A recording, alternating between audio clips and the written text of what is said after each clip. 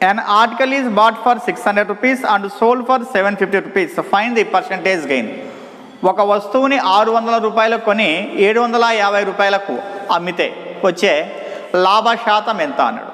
అక్కడ ఇచ్చిన వాల్యూస్ మనము అబ్జర్వ్ చేసినామంటే ఎస్పీ ఈజ్ 750 రూపీస్, అమ్మిన వేళ 750 రూపాయలు. సిపి కొన్న వేళ వచ్చేసి 600 రూపాయలు. లాభం ఎంత వస్తుంది అప్పుడు మనకు? ప్రాఫిట్ మీన్స్ ఎంత? 150 రూపీస్ అనమాట. ఇప్పుడు కూడా లాభ శాతము అన్నాడు. లాభ శాతం అంటే అర్థమే మనకు ఈ 150 రూపాయలు కొన్న వేళలో అంటే 600 రూపాయలు ఎంత శాతము అని చెప్పని అర్థం అనమాట. నేను ఏం చేస్తానంటే 600 రూపీస్ని 100% ఈక్వల్ చేసుకుంటా. అదే నేను చెప్పింది ఇంతకుముందు మీకు. నెక్స్ట్ 150 రూపీస్కి ఎంత అంటే ఈ కిందిది బై 5 అనమాట. మీరు ఏం ఆలోచించాల్సిన అవసరం లేదు, ప్రతి దాన్ని కూడా ఏం చేయలే, కిందిది బై 5 అనమాట. అంటే ఇది కంపారిజన్ మెథడ్ అంటామాట దీన్ని.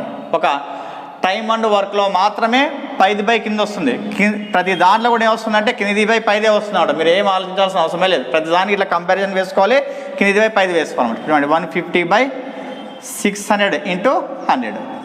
2 zeros 2 zeros క్యాన్సల్. 6 1 జా 6 2 జా 12, 6 5 జా 30. సో 25% ప్రాఫిట్ అనమాట. ఎక్కడ కూడా సూత్రాలు యూజ్ చేయలేము మనం.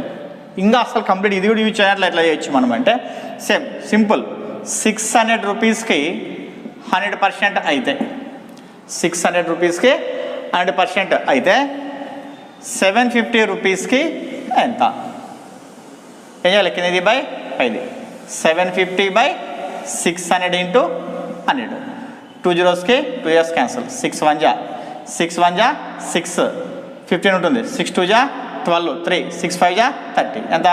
125%. అంటే అర్థమేమి? 100% కొన్నాడు, 125%కి అమ్మినాడు అనమాట. If CP is 100% and SP is 125%, it means 25% gain అనమాట. 25% లాభము అని చెప్పి అర్థం అనమాట. చూడండి ఇక్కడ తేడా. ఇది మనకి అర్థం కావాల్సింది ఏమి? 600ను 100%కి ఈక్వల్ చేసుకోవాలనేది మెథడ్ అర్థమైందంటే, అంటే సిపి ఈక్వల్స్ టు 100% అనేది అర్థమైంది అనుకోండి, ఈజీ చేసుకుని వెళ్ళొచ్చు అనమాట. ఓకే, ఇది ఆన్సర్ మనకు అనమాట. ఓకే.